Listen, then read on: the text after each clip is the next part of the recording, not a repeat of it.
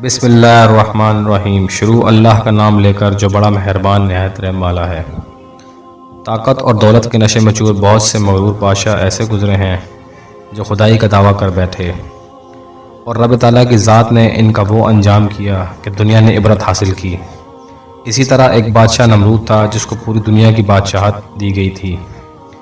نمرود حام بن نوح علیہ السلام کی اولاد میں سے تھا اور وہ بابل اور نینوا کا حکمران تھا۔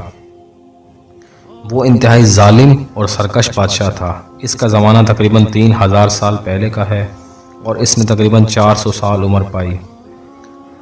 وہ ایسا بادشاہ تھا جس نے تاج شاہی پہننے کی روایت ڈالی تھی۔ بابل کے لوگ بت پرست تھے۔ نمرود خود بھی بہت بڑا بت پرست تھا۔ نجومی اور کاہن اس کے دربار میں ہر وقت موجود رہتے تھے۔ نمرود چونکہ ایک طویل عرصے سے بادشاہ چلا آ رہا تھا، اس لیے اس کو اپنی طاقت کا بہت غرور تھا۔ وہ لوگوں سے زبردستی اپنی پرستش کرواتا تھا۔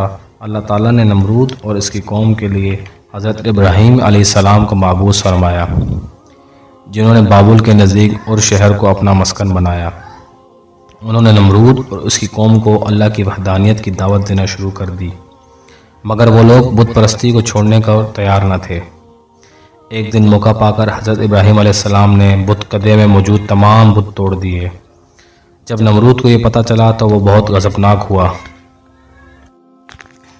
نمرود سمجھ گیا کہ یہ حضرت ابراہیم علیہ السلام کا کام ہے، اس لیے اس نے حضرت ابراہیم علیہ السلام کو سزا دینے کا فیصلہ کیا۔ اس نے ایک بہت بڑی آگ جلائی اور اس آگ میں تمام شہر کی لکڑیاں ڈال دی۔ کہا جاتا ہے کہ 7 دن تک وہ آگ جلتی رہی۔ اس کے بعد اس نے حضرت ابراہیم علیہ السلام کو اس آگ میں ڈال دیا، لیکن اللہ کے حکم سے وہ آگ گلزار بن گئی اور ٹھنڈی پڑ گئی۔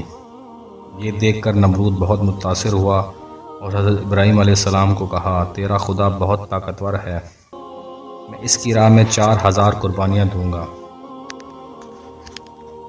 حضرت ابراہیم علیہ السلام نے نمرود سے کہا، تیری کوئی قربانی تب تک قبول نہ ہوگی جب تک تو اللہ پر ایمان نہ لائے۔ جواب میں نمرود نے کہا، اگر میں اللہ کو مان لوں گا تو اپنا تخت و تاج کھو بیٹھوں گا۔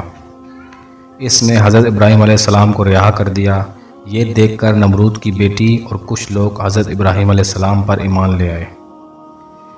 شہر بابل نے نمرود نے ایک عجیب قانون نافذ کر دیا تھا۔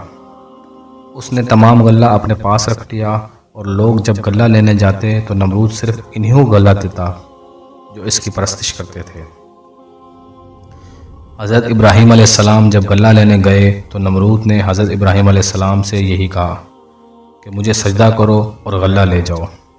تو حضرت ابراہیم علیہ السلام نے کہا، میرا خدا اللہ تعالیٰ کی ذات ہے، میں صرف اسی کے آگے جھکوں گا۔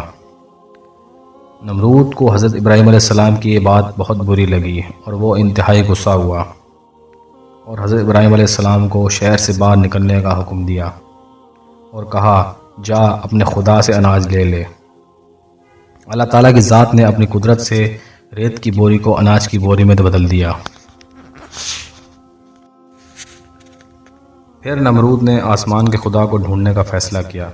نمرود نے ایک بہت بلند مینار تعمیر کروایا جسے مینار بابل کہا جاتا ہے۔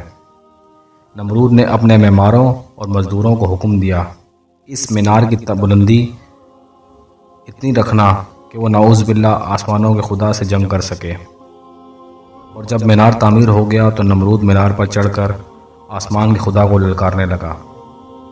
جب کوئی جواب نہ آیا تو وہ انتہائی غرور اور تکبر میں ہنسا اور اس کے ماننے والوں نے اسے سجدہ کیا۔ ایک دن اللہ تعالیٰ نے ایک فرشتے کو انسانی شکل میں اس کے بعد بھیجا۔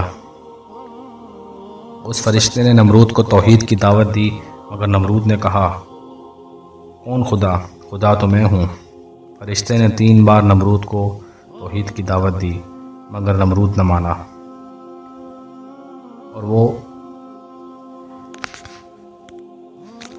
اور اس نے خدا کے خلاف جنگ کا اعلان کر دیا۔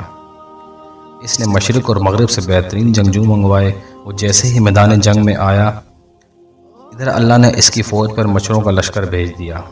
یہ تعداد میں اتنی زیادہ تھے کہ سورج کی روشنی میں دم پڑ گئی۔ ان مچھروں نے اس کے سپاہیوں کا ہولناک حال کر دیا۔ اس کا سارا گوشت کھا گئے اور سارا خون چوس گئے اور صرف ہڈیاں ہی باقی رہ گئی۔ یہ دیکھ کر نمرود ڈر کے مارے اپنے محل میں بھاگ گیا اور اپنی بیوی کے کمرے میں جا چھپا۔